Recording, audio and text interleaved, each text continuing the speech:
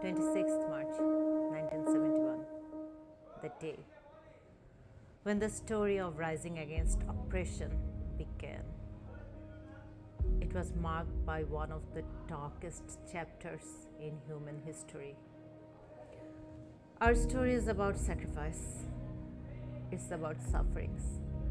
At the same time, it reflects to the lesson that no matter how dark the night is, we can thrive through resilience and unity. With Operation Searchlight, Pakistani forces launched a systematic campaign of murders, rape, and destruction. Villages were burned, mass graves were filled, and intellectuals were executed to cripple the future of our nation.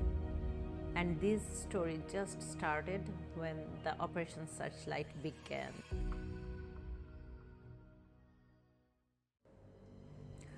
আক্রমণের আদেশ দেওয়ার প্রায় 1 ঘন্টা পর ইস্কান্দর খান জগন্নাথ হল ও ইকবাল হলের পরিস্থিতি স্বচক্ষে দেখার সিদ্ধান্ত নেন। বলা বাহুল্য, দুটি হল একই রকম দুর্ভাগ্যের শিকার। তাকে বলা হলো যে এলাকা দুটি এখনো মারাত্মক বিপজ্জনক, বহু দুষ্কৃতকারী এখানে ওখানে লুকিয়ে চুরিয়ে আছে এবং সুযোগ মতো পুনরায় শত্রুতা শুরুর বিপদ রয়েছে। আবার তাকে এ কথাও বলা হলো যে জগন্নাথ হলে মাত্র 2টি ব্রিটিশ পরিত্যক্ত রাইফেল পাওয়া যায় এবং ইকবাল হলে কোনো অস্ত্রই পাওয়া যায়নি। তাছাড়া যুদ্ধ বিগ্রহ বলতে সাধারণত যা বোঝায় তার চিহ্নও প্রকৃতপক্ষে দেখা যায়নি। এ থেকে তিনি সিদ্ধান্ত নেন যে বিপদের আশঙ্কা নেই বললেই চলে এবং জওয়ানরা সম্ভবত তাদের নিজস্ব কোনো স্বার্থে তাকে দূরে সরিয়ে রাখতে চায়। দুজন স্টেন গানধারী নিরাপত্তা রক্ষী নিয়ে নিজের শৌখিন ছড়ি হাতে ক্যাপ্টেন জগন্নাথ হল পরিদর্শনে যান। চারদিকে শুধু রক্ত আর রক্ত, ছড়িয়ে ছিটিয়ে পড়ে আছে ছাত্রদের লাশ, কোথাও একটি দুটি, কোথাও লাশের স্তূপ। খুব কাছ থেকে মেশিন গানের গুলিতে খুন করা হয়েছে। অনেকের মাথা বেকায়দায় পড়ে রয়েছে, কেউ কেউ হাত সামনের দিকে ছড়িয়ে দিয়ে মরে পড়ে আছে। বেশিরভাগ মরে এমনভাবে জড়িয়ে পাকিয়ে বিকৃত অবস্থায় পড়ে আছে যে তাদের মানুষ বলে চেনা যায় না। ক্যাপ্টেনের চোখে পুরো হলটি যেন একটি কসাইখানা। জওয়ানরা শত্রু নিধনে সুস্পষ্ট সাফল্যের স্বাক্ষর রেখেছে। প্রথম সেনা অভিযানে বিজয় মুকুট খচিত হল।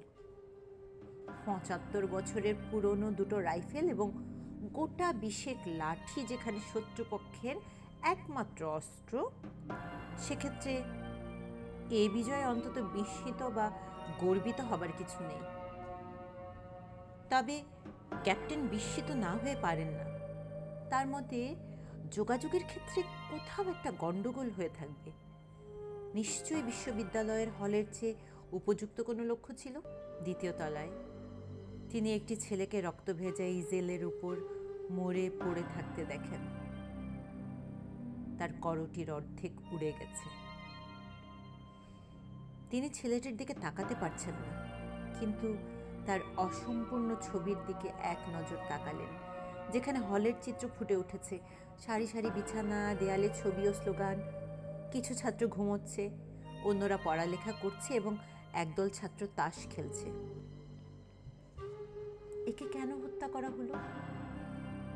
এর উত্তর অবশ্য এই হতে পারে যে সেও জগন্নাথ হলের অন্য ছাত্রদের মতোই Hindu.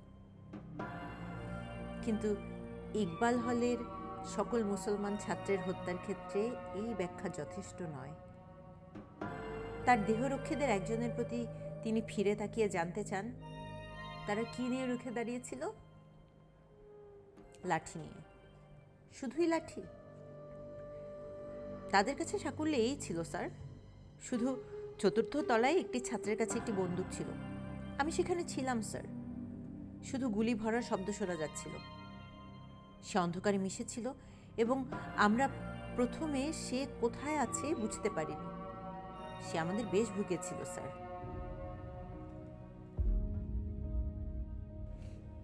On this day, let us honor our freedom fighters. Let us cherish the independence that came at such a high cost. And let us commit to a future of peace, justice, and unity.